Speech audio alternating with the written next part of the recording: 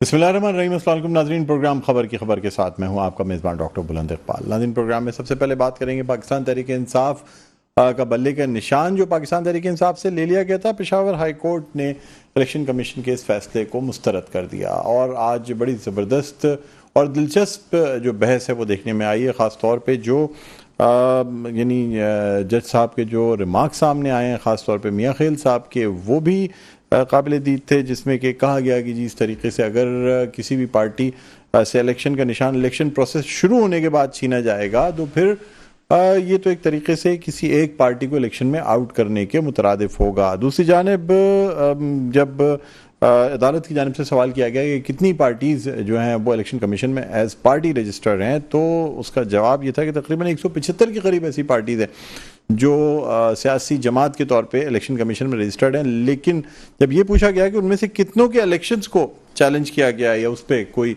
एतराज़ उठाया गया है, तो इस हवाले से जो रिप्रेजेंट कर रहे थे हुकूमत को, इलेक्शन कमीशन को, उनका ये कहना था कि और किसी पार्टी पर कोई एतराज़ नहीं उठाया गया। ये वजह है कि फिर वैसे यहाँ पे जज साहिबान का ये भी एक मौक़िफ़ था कि अगर तो रिप्रेजेंटेशन नहीं होती, यानी डिप्टी अटॉर्नी जनरल मौजूद नहीं होते, तो शायद इस केस की समाअत आगे 2 जनवरी तक मुलतवी कर दी जाती है। उसके बाद जो भी नया बेंच होता डीबी में, जो नए जज साहिबान होते वो इस केस को सुनते। लेकिन चूंकि अदर साइड भी मौजूद थी, इसलिए सुनने के बाद ये फैसला किया गया कि जी इलेक्शन कमीशन के जो ऑर्डर्स थे, जो जिस अहकामात के ज़रिए पाकिस्तान तहरीक इंसाफ से बल्ले का निशान वापस लिया गया था, उसे मुअत्तल कर दिया गया।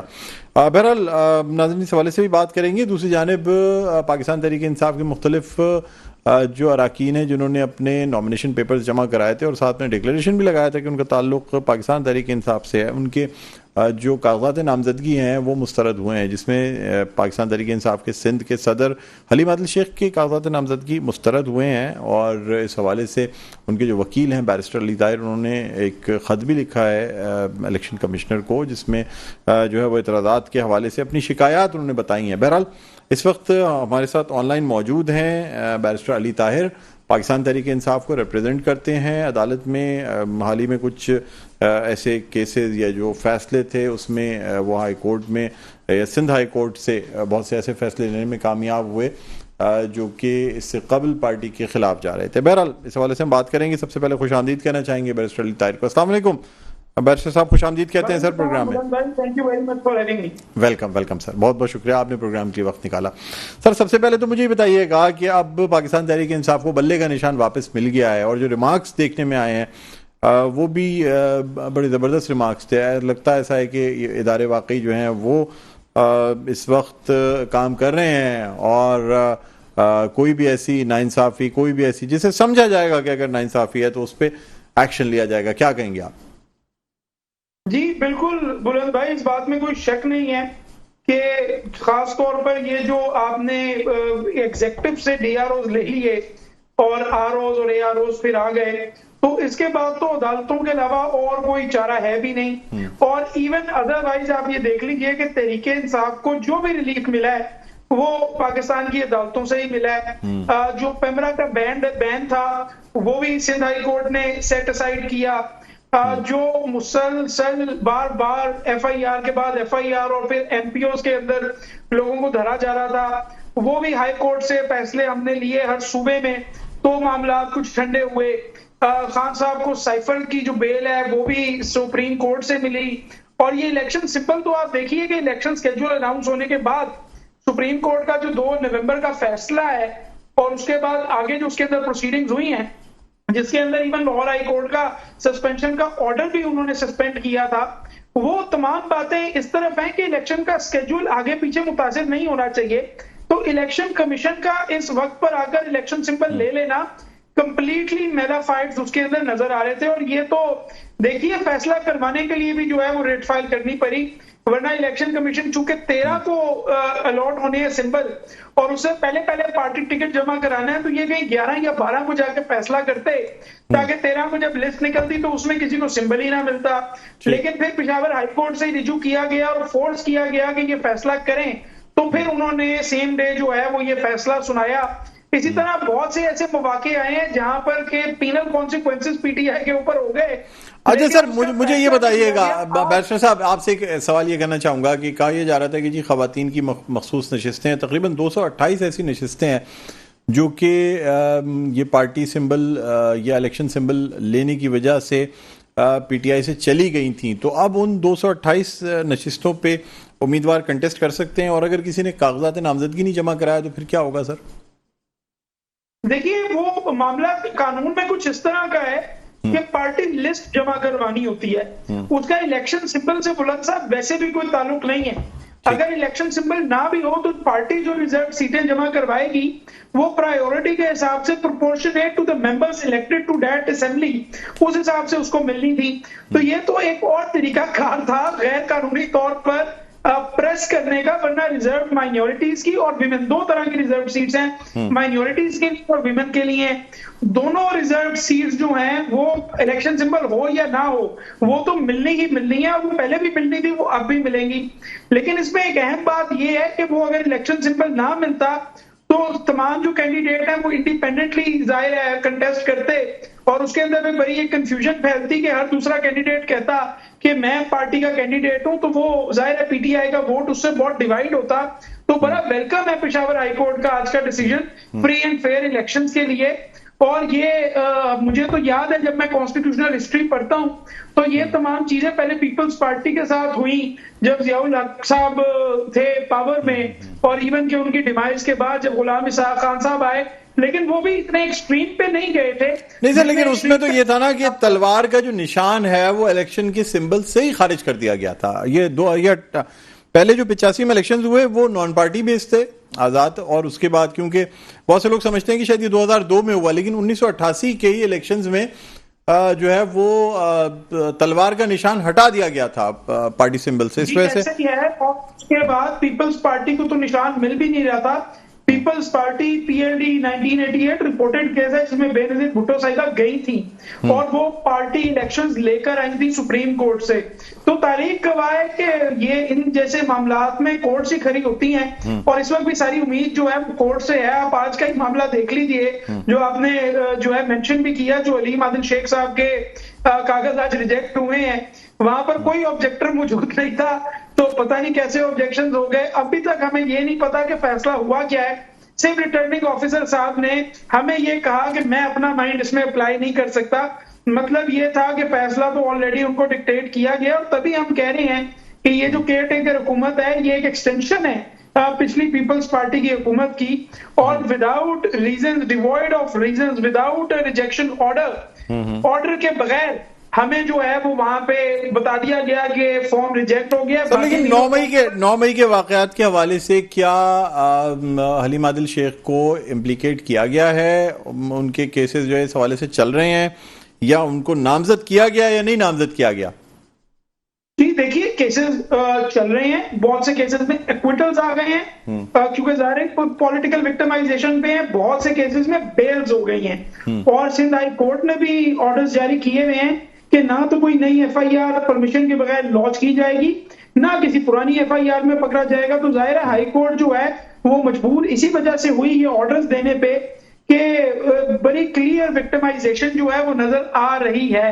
बाकी जो नामजद मुलजिम है उसमें बड़े मशहूर नाम है, अली जैदी है और महमूद मौलवी है। सारों ने प्रेस कॉन्फ्रेंस कर ली है, और प्रेस कॉन्फ्रेंस कर अब तो वो कोर्ट भी नहीं आते, लेकिन उनके लिए कोई इशू नहीं है। सिर्फ वो लोग जो प्रेस कॉन्फ्रेंस करने से इनकारी हैं वो अभी तक जेलें भी सह रहे हैं, और उनके नॉमिनेशन पेपर्स भी विदाउट प्रोवाइडिंग एनी रीजंस जो हैं वो रिजेक्ट होते हैं। और मुझसे जो है वो रिटर्निंग ऑफिसर साहब खुद बजाते खुद वर्बैटिम, ये मैं क्लियर कट आपको ऑन द रिकॉर्ड बता रहा हूं, मेरी जिम्मेदारी पे, आई एम रेडी। मैंने अपने खत में भी लिखा है मैं एफिडेविट प्रोवाइड करने को तैयार हूं, और सीसीटीवी थी वो निकाल ली जाए। उन्होंने कहा कि मैं इसके अंदर अपना माइंड अप्लाई नहीं कर सकता, मैं तो आई एम वेरी सॉरी, मैं तो रिजेक्ट करूंगा ही करूंगा। आप प्लीज हाई कोर्ट से जाकर जो है वो उसको एक्सेप्ट करवा लीजिए। अच्छा, मुझे बताइएगा कि क्या अब यही सिलसिला चलता रहेगा कि आप हाई कोर्टों से, और ऐसे कितने मेंबरान हैं या ऐसे कितने पीटीआई के लोग हैं जो कि जिनके कागजात नामजदगी रिजेक्ट हुए हैं? जी देखिए, जो रिजेक्ट कर रहे हैं वो बेसिकली उन लीडर्स का कर रहे हैं जो वेट वाले लीडर्स हैं और जो पहले इलेक्शन लड़ चुके हैं और जो इलेक्शन लड़ना जानते हैं। तो ये जो हैवी वेट्स हैं बेसिकली जो है वो इनको डिस्क्वालीफाई करने का जो है वो प्रोग्राम है। और हमें बड़ी मुतअद्दिद इत्तलात आई हैं कि एक दो और भी स्क्रूटनी पेपर्स हैं जो हैवी वेट्स के थे, जिनके ऊपर रिजर्वेशंस जो हैं वो दिखाई गई हैं, लेकिन अभी तक कोई डिसीजन नहीं दिया गया। और बाकी चूंकि आज पहला ही दिन था स्क्रूटनी का और कल से शुरू हुई, आज से जो है वो शुरू होनी थी स्क्रूटनी, तो अभी बाकी लोगों की स्क्रूटनी होनी है। तो देखते हैं जी और किस किस का आता है। लेकिन ये बिल्कुल मैलफिसेंस पे जो है वो फैसला होंगे अगर ऐसे होंगे तो, और ये 1 मिनट में जो है ये सेट असाइड हो जाएंगे अपीलेट ट्राइब्यूनल के सामने इलेक्शन अपील्स में, और ये नॉमिनेशन पेपर्स जो हैं ये एक्सेप्ट हो जाएंगे। ठीक है, तो सर ये भी बता दीजिएगा कि अब आप मुतमईन हैं कोई मजीद हुकूमत की जानिब से अपील तो नहीं फाइल की जाएगी जिसके जरिए इस पेशावर हाईकोर्ट के फैसले को जो है ना वो सस्पेंड कराया जाए? नहीं, हो सकता है इलेक्शन कमीशन को जल्दबाजी तो बहुत है कि किसी भी तरह जो है वो एक पॉलिटिकल पार्टी को कॉर्नर कर लिया जाए, उसको क्रश कर दिया जाए, तो they might go to the Supreme Court in appeal. लेकिन मैं I am very certain that at this stage and point in time Supreme Court delimitation वाले फैसले में भी और उससे पहले डीआरओज वाले फैसले में भी ये लिख चुकी है कि कोई ऐसा मामला इस वक्त ना खोला जाए जिससे कि जनरल इलेक्शन डिले हो। तो लिहाजा मुझे नहीं लगता कि ये जनरल इलेक्शन से पहले केस चलेगा। अगर वो अपील में गए भी तो इस बात का फैसला कि सिंबल जो है वो वापस लेना है पीटीआई से या नहीं, इसका फैसला जनरल इलेक्शन के बाद होगा।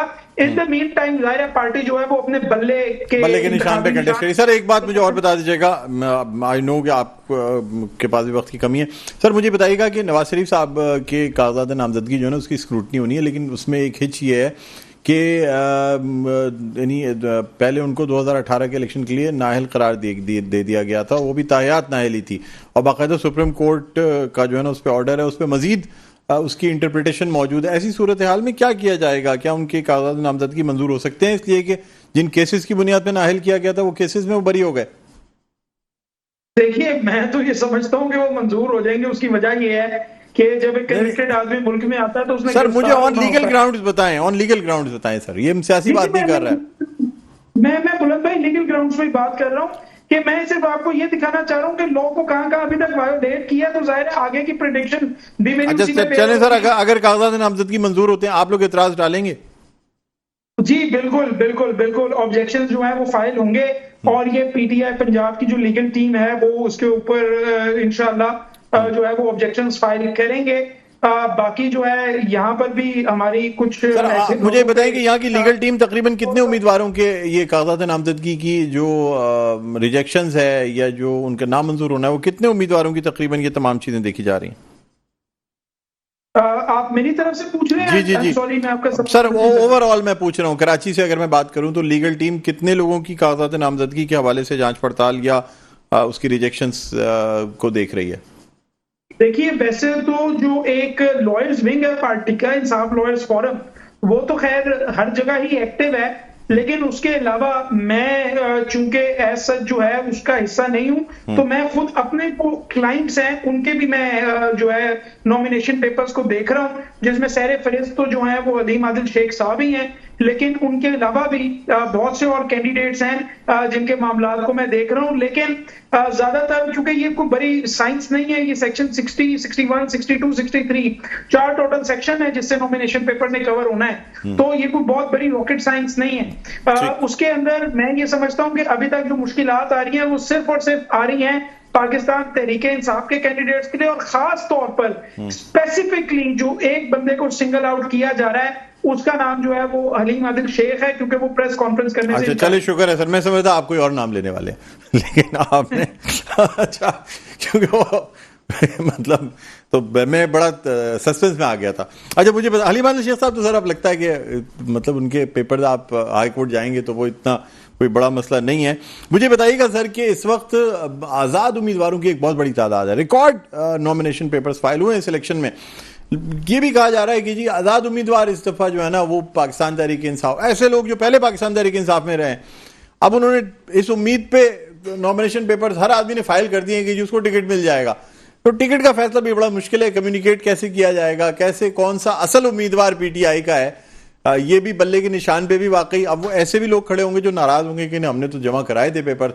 लोग कह रहे हैं जी ऐसे आजाद उम्मीदवार बड़ा डैमेज पहुंचाएंगे पीटीआई को, जो कि पहले पीटीआई में रहे हैं या अब भी पीटीआई के साथ थे लेकिन उनको टिकट नहीं मिलता। क्या कहेंगे इस हवाले से? नहीं, मैं इस बात से एग्री नहीं करता जी। और मैं ये समझता हूँ कि जुल्फिकार अली भुट्टो साहब के लिए एक बार कहा गया था कि खंबे को खड़ा करेंगे तो खंबा भी जीतेगा। तो मैं इस वक्त समझता हूँ कि बल्ला जो बल्ले का निशान है वो इतना पावरफुल है कि खंबा तो छोड़िए, खंबे से लगी हुई तार को भी खड़ा करेंगे तो वो तार भी जीत जाएगी।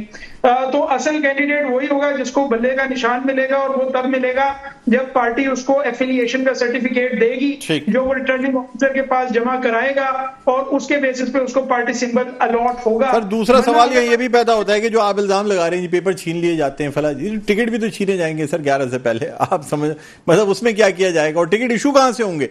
अभी तो ये भी कंफर्म नहीं है कि कौन सी अथॉरिटी। आपकी सिंध के सदर जो है वो जेल में है, खुर्रमशेर जमान जो कराची के पहले रहे हैं वो अंडरग्राउंड है, ठीक है। अब ऐसी सूरत हाल में और कौन से लोग होंगे जो कि जो ये अथॉरिटी रखेंगे कि वो सिंध के हवाले से पार्टी टिकट इशू करे? मैं आपको बिल्कुल कानूनी इसका जवाब दे देता हूं। इसका जवाब है कि जो चेयरमैन है पार्टी का वो ये देगा, और the chairman currently is barrister Gauhar Khan, और गौहर साहब जो हैं वो साइन करके तमाम कैंडिडेट्स को टिकट जो है वो अलॉट करेंगे। सिर्फ और सिर्फ वही टिकट काबिल कबूल होगी और उसी सर्टिफिकेट के ऊपर आपको सिंबल पार्टी का जो है वो मिलेगा। अगर वो सही सलामत आरओ के दफ्तर पहुंच जाती है तो काबिल कबूल मानी जाएगी। बाकी हम अल्लाह ताला से जो है वो दुआ कर सकते हैं। आपकी बात अलबत्ता ठीक है कि जिस तरह से कागज छीने गए हैं, हाँ वो मुबैना तौर पे सर हम तो देखिए मैं तो आपसे सिर्फ वो बात कर रहा हूँ जो चीजें सामने आई हैं। बहरहाल बहुत बहुत शुक्रिया बैरिस्टर अली ताहिर साहब, आपने प्रोग्राम के वक्त निकाला। नाजरीन, बैरिस्टर अली ताहिर हमारे साथ मौजूद थे, पीटीआई को रिप्रेजेंट करते हैं और मुख्तलिफ ऐसे उम्मीदवार पीटीआई के जिनके पेपर्स रिजेक्ट हुए उनके लिए अपील भी फाइल करने जा रहे हैं। खत भी उन्होंने लिखा है इलेक्शन कमिश्नर को, उसके हवाले से भी बात करेंगे। बहरहाल एक वक्फा लेंगे, वक्फे के बाद दोबारा आपकी खिदमत में हाजिर होते हैं। देखते रहिए प्रोग्राम खबर की खबर। जी नाज़रीन, वेलकम बैक। एक दफ़ा फिर आपको खुशामदीद कहते हैं प्रोग्राम में खबर की खबर। मैं हूँ आपका मेज़बान डॉक्टर बुलंद इकबाल। नाज़रीन, आज दूसरा रोज़ था जो जांच पड़ताल है कागजात नामजदगियों की, उसके हवाले से मुख्तलिफ कागजात नामजदगी मंजूर भी हुए हैं, कुछ पे एतराज़ात आए हैं, उनका भी फैसला किया जा रहा है, कुछ रिजेक्ट किए गए हैं। इसी हवाले से हम जानेंगे। इस वक्त हमारे रिपोर्टर मौजूद हैं जुल्फ़िकार पीरज़ादा हमारे साथ ऑनलाइन है, जिन्हें हम खुशामदीद कहना चाहेंगे। जी अस्सलाम वालेकुम जुल्फ़िकार पीरज़ादा, मेरी जी मुझे बताइएगा आज क्या सिलसिला रहा और आप कौन कौन से जिलों में जो है वो कागजात नामजदगी की जांच पड़ताल देखते रहे और क्या उसका रिजल्ट निकला? हाँ देखिए डॉक्टर साहब, वैसे तो तमाम ही डिस्ट्रिक्ट के अंदर जो है वो आज जांच पड़ताल का सिलसिला जो है वो जारी रहा है। इसके अंदर जो जिला जनूबी का हल्का है NA 241, जहाँ से सेनेटर सलीम मांडवी वाला है, NA 240 से जमात इस्लामी के साबिक रुकने सिंध असम्बली है अब्दुल रशीद, साबिक रुकने कौमी असम्बली शकूर शाद के कागजात नामजदगी मंजूर किए गए। FBR की दस्तावेजात ना होने के बाइस सदर पाकिस्तान जो सुन्नी तहरीक के एक ग्रुप के सरबरा हैं सरवत एजाज कादरी के सूबाई असम्बली की नशिस्त से PS 108 है, इससे कागजात मंजूर नहीं हो सके। जबकि NA 241 से पीपल्स पार्टी के मिर्जा इख्तियार बेग हैं, PTI के खुर्रम शेरजमान के कागजात से मुतालिक जो हतमी फैसला है वो 30 दिसंबर को होगा। इसी तरह जिला जनूबी में NA 240 की जो नशिस्त है इस पर NA 239 की नशिस्त पर 5 है, 240 की नशिस्त पर 6, PS 106 की नशिस्त पर 6, PS 107 की नशिस्त पर 8 उम्मीदवार हैं, PS 108 की नशिस्त पर 12, PS 109 की नशिस्त पर 7, PS 110 की नशिस्त पर 5 उम्मीदवारों के कागजात की जांच पड़ताल का अमल जो है वो मुकम्मल हो चुका है। जिला जुनूबी के अंदर जो है वो PTI रहनुमाओं के खिलाफ कौमी असम्बली की नशिस्त NA 240 पर 3 एतराजात दायर किए गए हैं, जिसमें रिटर्निंग ऑफिसर की जानिब से MQM के रहनुमा अरशद वोरा की दरखास्त जो कि उन्होंने एक उम्मीदवार के खिलाफ दायर की थी उसे रद्द किया गया है।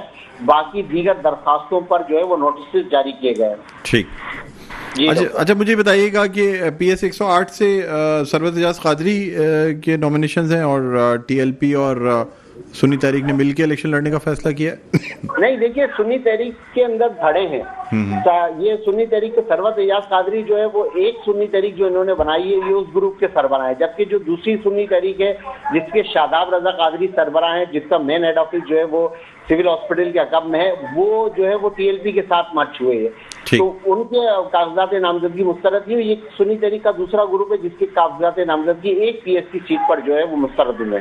अच्छा, ये दूसरा सरवत एजाज कादरी वाली जो सुन्नी तहरीक है उसके ये अलग से एक ग्रुप अच्छा हम कह सकते हैं कि अलग ग्रुप है। असल जो पहली जो सुन्नी तहरीक जिसके सरबरा सरवत एजाज कादरी पहले थे, अब उसके सरबरा जो है वो शादाब रजा कादरी है।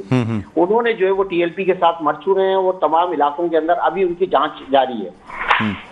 अच्छा, और ये भी मुझे बताइएगा कि लियारी के लिए कहा जा रहा है शकूर शाद के जो पेपर्स हैं उस पर भी अभी स्क्रूटनी बाकी है और नबील गबोल उनके सामने होंगे, ये कहा जा रहा है। जी बिल्कुल सही। लियारी की सीट पे जो वैसे एक्सपेक्ट ये किया जा रहा था कि शायद लियारी से पाकिस्तान पीपल्स पार्टी के जो चेयरमैन है बिलावल भुट्टो जरदारी लड़ेंगे, मगर इस वक्त कराची के किसी भी हल्के से बिलावल भुट्टो जरदारी ने या उनकी सिस्टर ने जो है वो कागजात नामजदगी दाखिल नहीं किए। अब लियारी की जो अहम सीट है इसके ऊपर जो मुकाबला है वो इस वक्त टीएलपी की नशिस्त है जिसके अंदर जो है वो उम्मीदवार है। दूसरी तरफ शकूर शाद है जो कि पिछले 5 साल तक रन करते रहे, उसके अलावा दीगर आजाद उम्मीदवार हैं। तो ये लोग सब मिलकर लड़ रहे हैं, मगर इसका फैसला आइंदा 30 दिसंबर तक ये होगा कि जब जिन जिन के कागजात नामजदगी है उनकी जांच अभी जारी है। अच्छा, रमजान घांची के कागजात नामजदगी जो है वो रिजेक्ट हुए। देखिए रमजान घाटी के हवाले से जो है वो अभी सूरत-ए-हाल वाज़ेह नहीं है रमजान घाटी के कागजात जो है दाखिल होने के हवाले से, मगर एन जुनूबी के अंदर जो नशिस्तें हैं उसके हवाले से अब तक जो हमारे पास डिटेल पहुंची है वो आपसे मैंने शेयर की है।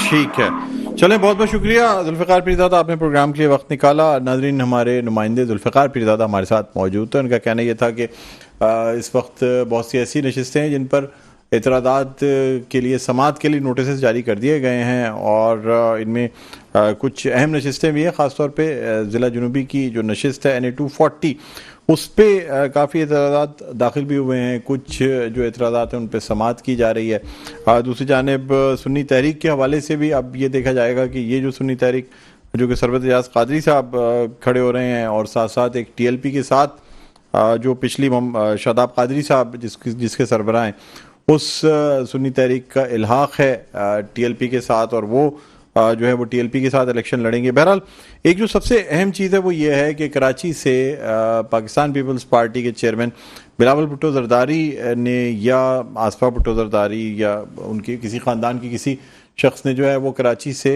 नॉमिनेशन पेपर्स जमा नहीं कराए हैं। नबील गबोल को समझा ये जा रहा है कि शायद वो लियारी से इलेक्शन लड़ेंगे। शकूर शाद जो कि पहले PTI की सीट के ऊपर कामयाब हुए थे लेकिन बाद में उन्हें कुछ गिले शिकवे थे जिसकी वजह से जो है ना वो यानी उनको पार्टी से जो है ना वो डिस्क्वालीफाई या निकाल दिया गया था या वो नाराज़ थे जिसके वजह से उन्होंने इस्तीफ़ा दे दिया था। बहरहाल इस वक्त हमारे साथ अली राशिद मौजूद हैं, पाकिस्तान पीपल्स पार्टी के रहनुमा हैं, इनसे हम बात करना चाहेंगे। अस्सलाम वालेकुम। वालेकुम सलाम जी, अली राशिद साहब खुशामदीद कहते हैं सर, बहुत बहुत शुक्रिया प्रोग्राम के लिए आपने वक्त निकाला।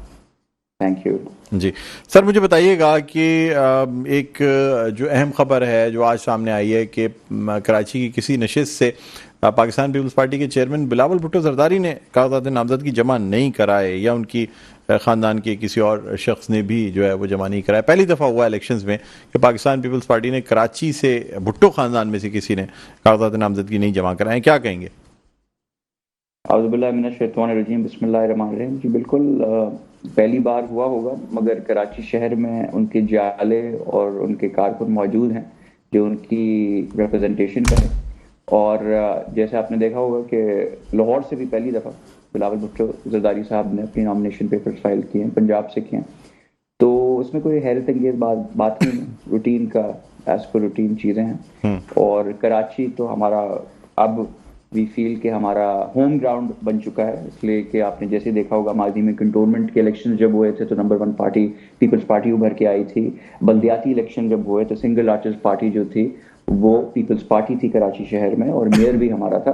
तो अब लगा मेरे ख्याल से हमारे चेयरमैन को कि हमारे मामलात कराची में ऐसे हो चुके हैं कि बाकी की आदत जो मिडिल टीयर है वो मामलात संभाल लेगी और वो खुद पंजाब का रुख करके वहाँ मामला थोड़े देखेंगे।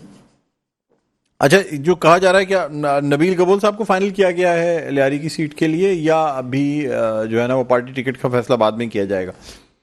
देखिए अभी तो स्क्रूटनी का अमल जो है वो जारी है और वो जैसे कंप्लीट होगा और I think first week of जनवरी में टिकट एलोकेशन है, तो आई थिंक उसके करीब जो है ऑफिशियल अनाउंसमेंट्स हो जाएंगे, तो लियारी और दीगर इलाकों से जो भी नुमाइंदे होंगे पीपल्स पार्टी के वो अनाउंस ऑफिशियली कर दिए जाएंगे।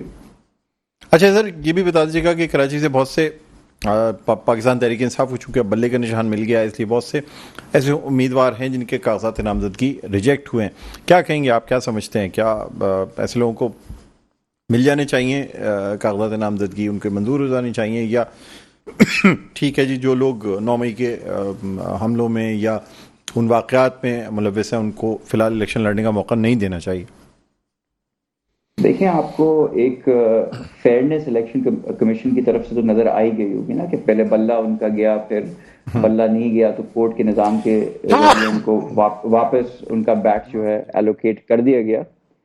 तो उसके हिसाब से अगर कुछ जगह ऐसी हैं जहां, बहुत सारी ऐसी जगहें हैं जहां पीटीआई के जो नुमाइंदे हैं उनके पेपर्स एक्सेप्ट हो गए, कुछ ऐसी जगहें हैं जहां टेक्निकली बुनियाद की वजह से या कोई लीगल केसेस की वजह से या कोई चीज़ उन्होंने डिक्लेयर नहीं की, फॉर एग्जांपल उनके असासे थे मगर उन्होंने डिस्क्लोज नहीं किया और वो बाद में पता चला, तो वो उस पर ऑब्जेक्शन लग गए हैं। तो इन रूटीन चीज़ें हो रही हैं, बाय प्रोसीजर जो है वो बाय द बुक फॉलो हो रहा है। मेरा नहीं ख्याल कोई उनको कोई फेवर दिया जा रहा है या उनके एंटी कोई चीज़ हो रही है, बैलेंस करके चीज़ों को लेके जाया जा रहा है, तो मेरी नज़र में ये अच्छी चीज़ है। अच्छा सर, मुझे ये भी बताइएगा कि मुत्तहिदा कौमी मूवमेंट पाकिस्तान ने जो आपकी पार्टी के खिलाफ महाज बनाया है, जिसमें मुस्लिम लीग नून भी है, JUIF भी है, GDA भी है, आप समझते हैं टफ फाइट देखने को मिलेगी MQM से और बाकी दीगर जमातों से? देखें बिल्कुल उन्होंने इतिहाद बनाया है और वो इतिहाद किन डिसएग्रीमेंट्स का उसको सामना करना पड़ रहा है, वो इतिहाद अपनी मौत खुद मर रहा है। शायद वो आप देख ही रहे होंगे कि रोज ब्रेकिंग न्यूज हम देखते हैं कि इस सीट पे कोई कंसेंसस नहीं हो सका, फलानी सीट पे कोई एडजस्टमेंट नहीं हो सकी, फिर वो अलग अलग दोनों पार्टियां जो इत्तेहादी हैं, सो कॉल्ड इत्तेहादी, वो अलग अलग से प्रेस कॉन्फ्रेंस करके कह रही है नहीं हम अब यहाँ अकेले लड़ेंगे, हम उनके साथ नहीं लड़ेंगे, तो कंफ्यूजन का शिकार है। मगर ये बताता चलूं कि पीपल्स पार्टी के खिलाफ पिछली दफा 2018 में इससे बड़ा इत्तेहाद बना था 12 पार्टियों का, मगर पीपल्स पार्टी ने फिर भी 13 की बनस्बत 18 में ज्यादा सीटें ली थी और अब इंशाल्लाह 2024 में उससे भी ज्यादा लेंगे।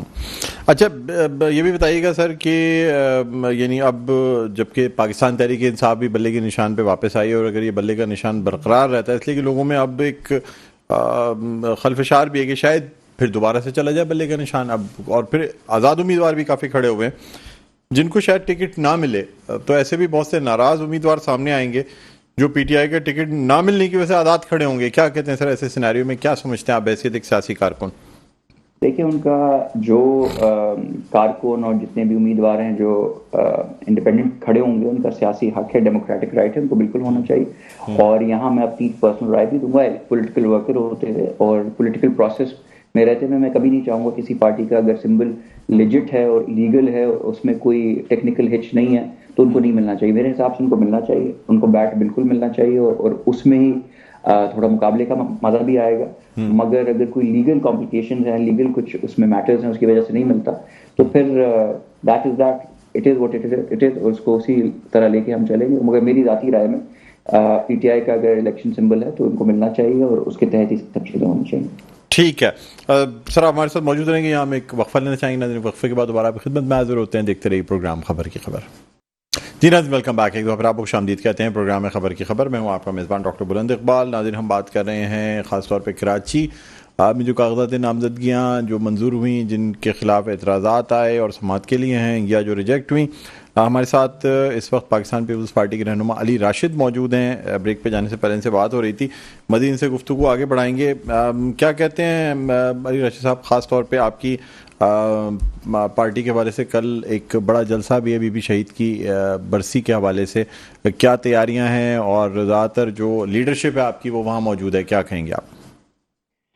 जी बिल्कुल, एक ऐसा सानिया जो जिसका कोई वर्ड्स में एक्सप्रेस भी नहीं हो सकता कि पाकिस्तान का कितना बड़ा नुकसान हुआ और पाकिस्तान के लिए और पीपल्स पार्टी के लिए, पाकिस्तान क्या ग्लोबली एक ऐसे लीडर हमसे छीन ली गई, जिनका बहुत आला मुकाम था सियासी सर्कल में, ह्यूमैनिटी में और हर जगह। First female women prime minister of a Muslim country, Pakistan को इस खिताब से एजाज हासिल होता है और लोग बात करते हैं कि फर्स्ट मुस्लिम कंट्री जिसका प्राइम मिनिस्टर खातून थी वो शहीद बेनज़ीर भुट्टो साहिबा थी।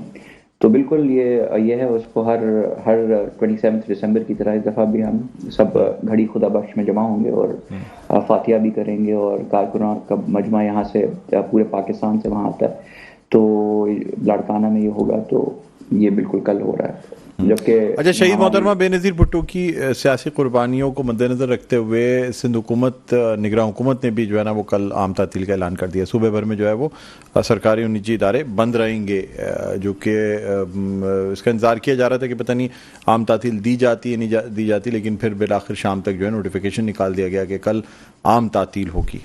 क्या कहेंगे? जी बिल्कुल देखें, वो तो एक किसी भी शहरी, कराची शहर का हो या सिंध का बासी हो या पाकिस्तानी हो, वो तो उनकी लीडर थी। और I think care taker government हो या कोई भी गवर्नमेंट हो, हमारे ख्याल से पीपल्स पार्टी की भी हुकूमत नहीं हो, तो वो एक ड्यू रिस्पेक्ट और एक बिल्कुल एक सिंबॉलिक डे तो सबके लिए सोग मनाने के लिए।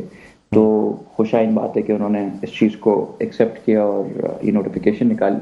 उनसे ये तवक्को थी हमें और उन्होंने तवक्को पे पूरा उतरे इस हवाले से। अच्छा सर, मुझे ये भी बताइएगा कि अभी कुछ खबरें ऐसी हैं जिसमें ये कहा जा रहा है कि जी मियां मोहम्मद नवाज शरीफ के जो नॉमिनेशन पेपर्स थे वो मंजूर हो गए हैं। ज़रा ये कहते हैं, मतलब एक दो लोगों ने आगे स्क्रीन पे भी कहा कि जी मंजूर हुए हैं। क्या समझते हैं आप? एक तरफ ताहियात नाअहली सुप्रीम कोर्ट की जानिब से वो फैसला बरकरार है, बाकी केसों में उनकी बरियत ज़रूर हो गई है, लेकिन ऐसी सूरत में आप समझते हैं कि ये कागजात नामजदगी मंजूर होने चाहिए थे? देखें, अब ये न्यूज़ मैं भी देख रहा था और न्यूज़ के ही जरिए, ब्रेकिंग न्यूज़ के जरिए मुझे भी पता चला, मगर ये देख के ये चीज़ मुझे याद आई कि देखें, हम जो लेवल प्लेइंग फील्ड की बात कर रहे थे, लाडले की बात कर रहे थे, एक प्रेफरेंस दी जा रही है, एक प्रायोरिटी एक शख्स को दी जा रही है कि किसी तरह उसको लेके आया जाए, और उनके केसेस जो हैं एक 1 बाय 1 ख़त्म हो रहे हैं, वो एक ड्यू प्रोसेस जो है उसके तहत नहीं चल रहे। और अब पेपर्स एक्सेप्ट भी हो गए, जो काफ़ी हैरान कुन बात है। मगर देख लें, आप भी हैरत, जितनी हैरत मुझे है शायद आपको भी है, इसलिए आप ये सवाल मुझसे पूछ रहे हैं। मगर ये लेवल प्लेइंग फील्ड और ब्लू आइड बॉय और लाडला जो हम बात करते हैं, तो इन चीज़ों की वजह से ही हम करते हैं। हमें कोई ऊपर से कोई इल्हाम नहीं आता, हम ये चीज़ें देख रहे होते हैं, ऑब्जर्व करते हैं, नोटिस करते हैं, तो ये हम बात करते हैं और इसकी वजह होती है। और ये आप जैसे देख रहे हैं, जैसे हम लेवल प्लेइंग फील्ड की बात कर रहे थे, तो इलेक्शन कमीशन ने आज चीमा साहब पे भी नोटिस लिया, दे रहा है, दुरुस्त है, मगर उनको हटाया क्योंकि उनके मरासम PMLN से मिलते थे। अब मतलब शहबाज शरीफ के भी प्रिंसिपल सेक्रेटरी थे वो, और अब दोबारा इस हुकूमत में भी कंटिन्यू कर रहे थे, उन्हें हटाया गया। और बड़े तबादले और भी हुए हैं, सिंध में भी तबादले हुए हैं इस हवाले से। और अब इस पे जो है तबादलों पे, बल्कि ताज हज़र साहब ने कल एक ख़त भी लिखा था कि तबादले गलत हैं, नहीं होने चाहिए थे। अब वो तबादलों का नोटिफिकेशन भी आ गया है। और कल शहीद मोहतरमा बेनज़ीर भुट्टो की जो लोग ड्यूटीज़ दे रहे हैं, पुलिस के अफसरान, जलसे के सिक्योरिटी के हवाले से, वो अपनी ड्यूटी ख़त्म करके चार्ज छोड़ेंगे। तो आप नहीं समझते, एक तरफ आप कह रहे हैं लेकिन आपकी पार्टी की जानिब से तो एतराज़ उठाया गया था कि सिंध में नई चेंजेस होनी चाहिए थी। सॉरी, सवाल मैं आपको समझा नहीं कि आप सर देखें, आप कह रहे हैं कि चेंजेस, एक तरफ आप कह रहे हैं कि ये अच्छी बात है, चेंजेस होनी चाहिए, आज चीमा को हटाया गया, इसी तरीके से सिंध में जो तबादले किए गए पुलिस अफसरान के उस पे या दीगर अफसरान के, उस पे ताज हैदर साहब की रिजर्वेशन, उन्होंने ख़त लिखा है बाकायदा, और उन्होंने कहा है कि जी ये तबादले नहीं होने चाहिए थे, ये एक तरीके से पाकिस्तान पीपल्स पार्टी के खिलाफ या गलत तरीके से काम किया जा रहा है। नहीं, देखें, बिल्कुल आहद चीमा साहब तो एक शख्स थे, प्रिंसिपल सेक्रेटरी थे, और हमने ये कहा था कि जितने भी यहाँ ऐसा कोई ऑफिसर बचा नहीं कराची से, इंटीरियर से लेके जो डिस्ट्रिक्ट जिसने सिंध में सर्व किया हो, मैं आपको अपने पर्सनल एक्सपीरियंस और पर्सनल पार्टी साइड में आपको अपनी जाती तौर पे बता रहा हूँ, मेरे एनालिसिस के तहत सिंध का कोई ऐसा ब्यूरोक्रेट जो सिविल सर्विस में, चाहे पुलिस सर्विस में हो या DMG में हो, लगा हुआ हो, ऐसा कोई बचा नहीं जिसको उन्होंने बलूचिस्तान या पंजाब ट्रांसफर नहीं कर दिया हो, और पंजाब से सारा अमला लाके उन्होंने यहाँ बिठा दिया।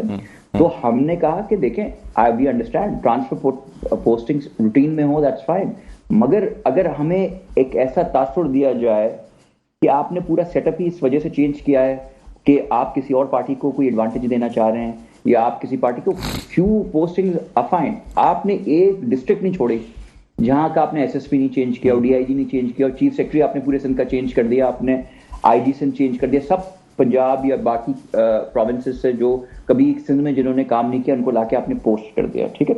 उस पर हमने एतराज जरूर किया था कि ऐसा नहीं होना चाहिए, और इतनी, और हमने एतराज भी इस बात पे किया था कि बाकी सूबों में ये सब चीजें नहीं हुई। बाकी सूबों में सब लोगों ने कंटिन्यू किया जो पहले थे वहां। तो हमें लगा कि हमें सिंगल आउट किया जा रहा है, तो हमने ये चीज उठाई, आवाज उठाई। ठीक, चलिए जी, बहुत बहुत शुक्रिया सर अली राशिद साहब, आपने प्रोग्राम की वक्त निकाला। नाज़रीन, रहनुमा पाकिस्तान पीपल्स पार्टी अली राशिद हमारे साथ मौजूद थे। प्रोग्राम का वक्त अख्ताम पर पहुंचता, मुझे बुलंद इकबाल को इजाज़त दीजिए। अपना बहुत ख्याल रखिएगा। अल्लाह हाफ़िज़।